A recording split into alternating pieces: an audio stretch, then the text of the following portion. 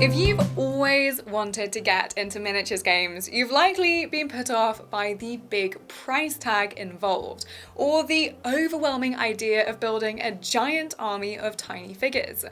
You might even have plans to play D&D in person, but aren't ready to fork out for a custom figure when you're pretty sure that your character won't make it past 3rd level. Well, what if I told you that you already have the best minis you could want for a game at home right now? Lego. Whether in a box in the attic or on the floor of your kid's room, most of us have or have had Lego in our lives at one point. And if you're into tabletop games, then it's time to dust off your old sets. I'm Maddie from Dicebreaker, and I'm going to tell you why you should be playing with Lego.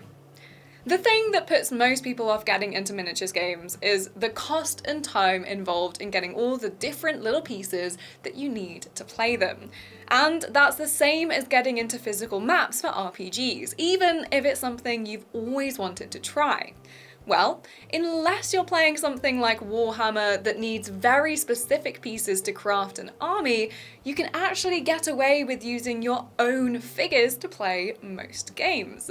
Something like my favourites, Frostgrave, a skirmish game about wizards hunting for treasure, or Silver Bayonet, one about being supernatural hunters in Napoleonic Europe, can be played using any old pieces. You could even just plonk some coins down to represent your soldiers, but that's not really very visually appealing. So I've got into the habit of using Lego. Rather than spending hours on painting, I can grab a few soldier figures out of a box and be ready to go instantly.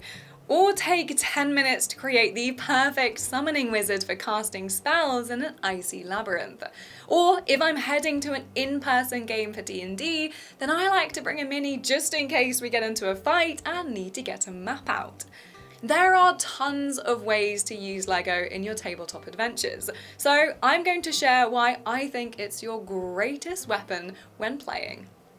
The absolute best thing about Lego is the huge variety of customization for each figure. Unlike regular minis, you can switch up each piece individually, from head to hands to hair to clothes. Well, you can do that with other plastic minis, but it usually takes a craft knife, super glue, and a whole lot of patience. Instead, you can just reach in your Lego box and grab a helmet for their armor, a dress for their clothes, and add a pink head to make them a tiefling. And if you're someone who hasn't played with Lego in a long time, you'd be amazed at the kind of pieces available now. Long gone are the days when I just fantasized about a long hair piece for my minifigures. Now you can grab a massive range of colors and styles for every single element of a figure. There are even a massive amount of sci-fi and fantasy bricks to work with. You can get legs for a satyr, horns for tieflings, accessories that look like magic, a massive array of medieval outfits, and capes galore. Or grab a cyborg face, futuristic garbs, and yes, more capes. No matter what kind of game you're playing, Lego likely has a piece that makes sense for your world. Now, you might be thinking, Maddie, I don't have an extensive box of Lego at home and I'm not going to spend £100 on a blacksmith set just for the figures. And I hear you. Firstly, the blacksmith set is incredible, so still go and get it. But also, Lego has a huge community, so there are tons of places to pick up individual pieces. Bricklink is a marketplace where you can buy basically any piece Lego have ever made, whether that's from a specific set, one of the minifigure blind bags, or just general Lego. Search purple hair, cowboy hat, whatever you're after, and you'll probably find the perfect item. These often cost pennies too, and even the more limited edition bricks won't usually cost you more than a few pounds. So although you might need to buy each bit individually to make up your perfect character, it's still likely going to cost you way less than a custom mini would. If you're not sure where to start on Bricklink though, and you happen to live near a sizable city, then you can also go into a Lego store to create your own mini from their custom stands that are just full of cool pieces. They even have ready-made sets of fun characters for you to buy, like these fantasy ones I picked up here. Plus, you can also check out the amazing LEGO minifigure series that most recently had some really cool looking people, and they even made me want to build a whole character just around that little mini. This acorn kid? Amazing! I've now got to become some kind of gnome druid with this little hat. And if you want a specific minifig from one of these sets, but you're not sure where to start because you're gonna have to buy a million and open them, the people that work there are absolute wizards, and they'll just feel out a bag and tell you the exact one you need to pick up. It's how I got my beautiful little Kermit. And of course, there's always our Lord and Saviour Bricklink. The variety of figures you can make out of LEGO is just staggering. This is my D&D group right now. We have a Warforged, a Fire Genasi, a Tiefling, a Kalash Star, and a regular old human.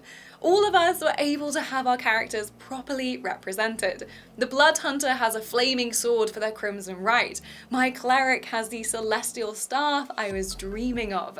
There are so many items you can use to make a character, it's kind of hard to sum them all up. LEGO comes fully finished too, so for any slow painters like me, it's a game changer. As soon as the pieces arrive in the post, I can put them together and have an amazing character in seconds. I have modern characters too, like my City of Mist character Star Smasher, both in her civilian and superhero outfits, which is just super cool. The fact I could find roller skates is amazing. Of course, LEGO did a roller derby gal. They've really just done everything at this point. For some really cool comparisons of characters though, let me show you my partner's gods. He has a pantheon of 12 deities that are all totally different, and he's created them out of LEGO to display on our shelf. So we now have a whole set of figures from his homebrew world without having to shell out hundreds to make custom versions. So if anyone's a cleric in this world, they can just have a picture of exactly the vibes of their god. And if you can't draw like me, this is extra useful. You can even see that there are all different legs to make halflings or gnomes, so there's fun height variety when putting a group together. LEGO are even planning to release an Avatar LEGO set, you know, the blue people, and with it they're adding extra long legs, so maybe your Goliath and Furbolg friends can use those. One thing to note when picking up minifigs though is that the standard LEGO bases are slightly too big to fit into regular hex maps. I usually just make do and we all move around, but there are custom bases out there for people who understand the desire to get LEGO on a map, so you can pick up those and fit perfectly. Of course, if you're not a LEGO purist, there are all sorts of these third-party creations you can pick up, beyond just bases. We usually stick to the regular stuff at home because we've got so much of it, but if you want a custom horn design or something like that, that's a route you can go down too. Just search in LEGO Tiefling, LEGO Infantryman, and whatever you're after for a game, you'll find really cool designs out there. The best part of all of this for me though is that once you've invested in LEGO, you can reuse those pieces over and over again. The whole point of these bricks is that they snap together and nearly just as easily unsnap. So once you've retired a character, or more likely they've died, maybe changed up an army, you can swap out pieces to make new ones.